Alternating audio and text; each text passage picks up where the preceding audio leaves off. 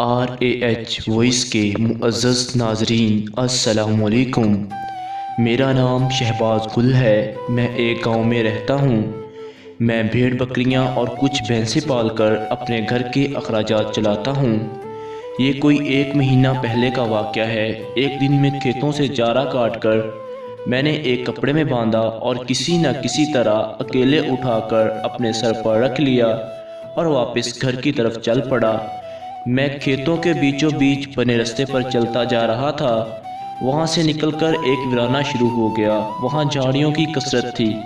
इस वीराने के बाद एक शहर की तरफ जाने वाली पक्की सड़क थी और इसको क्रॉस करके आगे मेरा गांव था।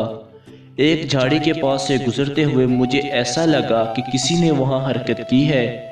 पहले तो मैं डर गया कि न जाने क्या है यहाँ। फिर मैं गैर इरादी तौर पर रुक कर वहाँ देखने लगा। अक्सर इन झाड़ियों में जंगली बिल्ले और गीदड़ वगैरह होते हैं जो किसी नौजवान आदमी को तो नहीं पहुंचाते थे, लेकिन छोटे बच्चों पर हमला करने में देर नहीं करते थे।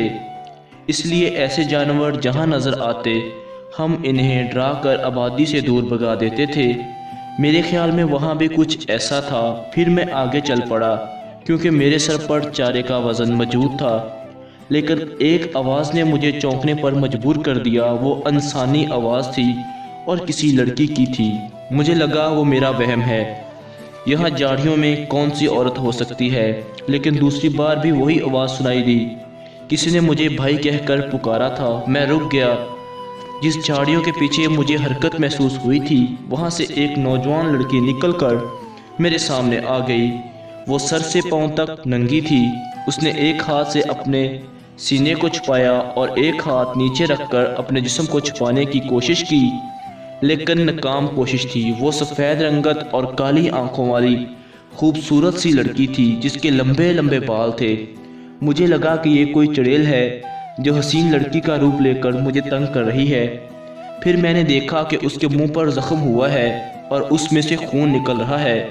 ये देखकर मैं रुक गया और वो लड़की दोबारा बोली, भाई मेरी मदद करो, मैं आपकी बहनों जैसी हूँ। ये कहकर वो रोने लगी। मैंने जल्दी से चारे वाली गठड़ी ज़मीन पर रखी और चादर खोलकर उसे दे दी, जिसे उसने जल्दी से अपने जिस्म पर लपेट लिया।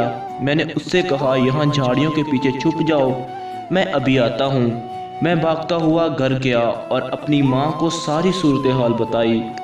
उसने मेरी बहन का एक कपड़ों का जोड़ा लिया और मेरे साथ वहाँ पहुँच गई। लड़की को कपड़े पहनाए और चादर में छुपाकर अपने घर ले आए। लड़की ने बताया वो करीबी शहर में रहती है और एक बड़े अमीर आदमी की बेटी है। उसके बाप का किसी दूसरी पार्टी के आदमी के साथ कारोबारी झगड़ा है। आज सुबह कॉलेज जाते हुए रास्ते में इसी आदमी ने मुझे अपने गुंडों से उठवाया है और मेरे कपड़े उतार कर मुझे वीराने में छोड़ गया है और खुद चले गए हैं। मेरे बाप को जलील कर सकें इसलिए उन्होंने ऐसा किया है। मैंने पूछा, बेटा उन्होंने कुछ गलत तो नहीं किया तुम्हारे साथ? वो बोली, नहीं भाई, ऐसी कोई बात नहीं। मैंने उससे उसके बाप का नंबर लिया और उसे कॉल की और उसे बताया कि ऐसे ऐसे उसकी बेटी यहाँ है।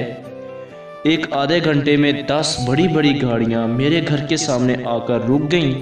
लड़की का बाप और बहुत से आदमी मेरे घर आ गए और लड़की को अपने साथ ले गए। अगले दिन वो अकेला आदमी मेरे घर आया और मुझे अपने साथ शहर ले गया। वो 3 फैक्ट्रियों का मालिक था। वो अपनी बेटी की मदद करने और उसकी इज्जत बचाने पर मेरा बार बार शुक्रिया अदा कर रहा था। फिर उसने मुझे अपनी एक फैक्ट्री में काम दिया और मुझे शहर घर भी बनवा कर दिया। मुझे खूब नवाजा और एक दिन हमारे घर आया और मेरी माँ से कहने लगा वो उनसे कुछ बात करना चाहता है।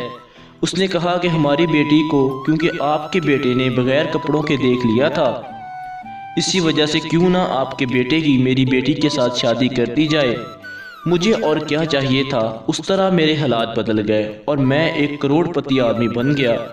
मेरी एक छोटी सी नेकी मेरे काम आ गई। ओ तो दोस्तों, आप भी किसी की मदद किया करें। जैसे कि रास्ते पे अगर किसी का एक्सीडेंट हो जाता है तो हम लोग वहाँ पे खड़े होकर वीडियोस बना रहे होते हैं। ये किसी की हिम्मत नहीं होती कि हम लोग उसको उठा लें या फिर कुछ और। कुछ लोग तो ऐसे गिरे हुए होते हैं कि वो जल्दी जल्दी उनके पर्स और मोबाइल संभालना शुरू कर देते हैं, जो कि एक नहायत ही एक बगैरत किस्म की हरकत है। तो दोस्तों, अगर आप ऐसी मज़ीद वीडियोज़ देखना चाहते हैं और आपको ये वीडियो कैसी लगी, कमेंट में राय ज़रूर दीजिएगा।